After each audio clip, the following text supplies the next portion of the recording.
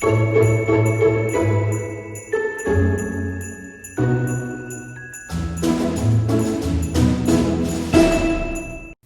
guys, it's Liz here with another video for you, and today I'm going to be showing you how I did my ugly Christmas sweater nails from my recent Instagram post.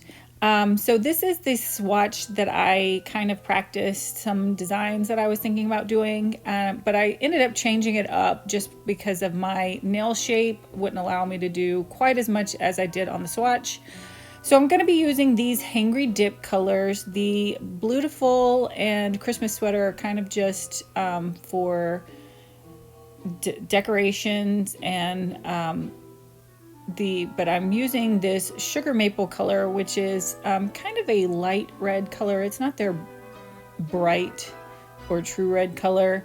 But it is a pretty red color. I really like it, so I use it a lot. And then this green color is called Seaweed. It's kind of an olive green with some yellow undertones. So for my thumb and my pinky, I'm doing just an ombre with this glitter, which is called Ugly Christmas Sweater. So that's kind of where I got the idea of doing these nails. They sent me this color, and I was like, maybe I can work that into an actual ugly Christmas sweater design. So that was kind of the inspiration for these nails, was this dip, and it really is a pretty glitter dip. So now what I'm doing is I am doing just a regular sweater nail with regular dip liquid. So I saw on a Facebook post, and I didn't save it, but someone was asking if you could just use the regular dip liquids to do a sweater nail, and I was like, I wonder if you can do that sweater nail design with regular dip liquids. So I just decided just to go for it. If it didn't work out, then I figured I could just, file it down and do my original plan, which was just to really kind of cover this with the ugly sweater glitter dip again. Just do kind of like a topper. But this ended up working out pretty well. The triple vitamin liquids gave me plenty of time to work. So I was able to put them on there in the design, pour it over, and then even use this dotting tool to kind of clean up afterwards as well. So I'm just kind of doing just a regular design like I've seen a few people do designs similar to this on Instagram, and when I was searching different sweater nail designs.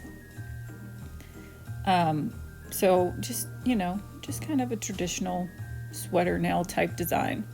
But like I said, it worked out pretty well, and I didn't have any problems. But you do have to work a little bit fast, and you do need some slow drying liquids. Oh, and also this dotting tool is, it's a pretty thin dotting tool. I don't know what the measurements are for this dotting tool, but it's got more of it's not like a circular head, it's more like an oval type head. I don't know if that makes sense. But so it is a little bit thinner at the top.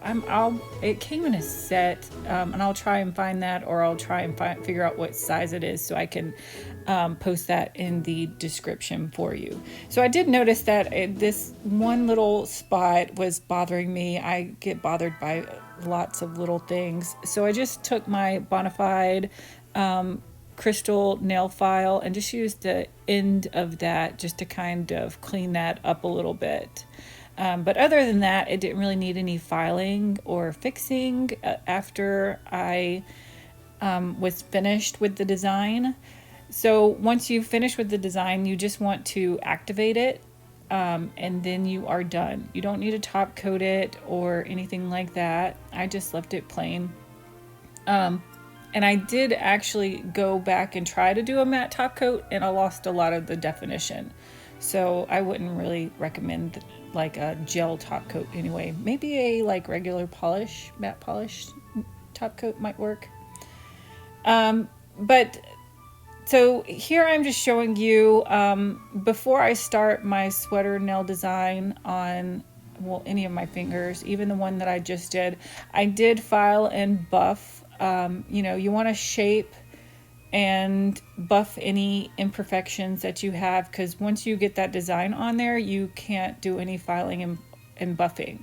So make sure that you clean up any imperfections and make sure that you have your shape the way that you want it before you begin your design. And this one, I'm just going to do the ombre like I said that I was going to do earlier. This sweater nail, ugly sweater nail, it was pretty easy but to work with, but it just didn't want to stick. So I did have to fill in a few spots, but I really like this glitter. It's a really fun glitter. So now I'm just activating those, and then I'm showing you that I did encapsulate these with clear. So while I'm working, I'm always kind of trying to figure out like, what do I need to do next so I'm not having to wait around for stuff to dry. So that's, you know, why I went ahead and encapsulated, and then I could start with this other sweater nail while that was drying. So I did do a base coat and then a matte top coat, and now I'm trying to stick on these glitters, but they were not staying. I don't know. I tried this base coat, I tried top coat, I tried a builder gel, but nothing was making, these glitters just kept popping off. So not the best design idea for that. I didn't try the regular dip liquids, which now that I think of it, that might have worked, but I think they were just too slick of a surface for them to work with the gel liquids. So I forgot to push play. I think an alarm went off on my phone for one of my daughters, or to remind me to drink some water. And I forgot to push play and didn't realize until I was almost finished with this blue design. So I apologize for that. But I'm just taking this fine Beetles Gel art brush. I think that's what it is. It's just a nail art brush. And I will link that in the description. It came in a set. So this is the smaller, I think it's 7mm brush, the 7mm brush. I think that's what it is. But it did come in this set of like 4 or 5 of these brushes. So I wanted, because I'm trying to fit a lot more on this nail, I wanted it to be a lot thinner than what I could get with a dotting tool, and that's why I'm using this. And I am doing 2 coats of this blue. And so when you are doing this, you're pretty much curing after each design.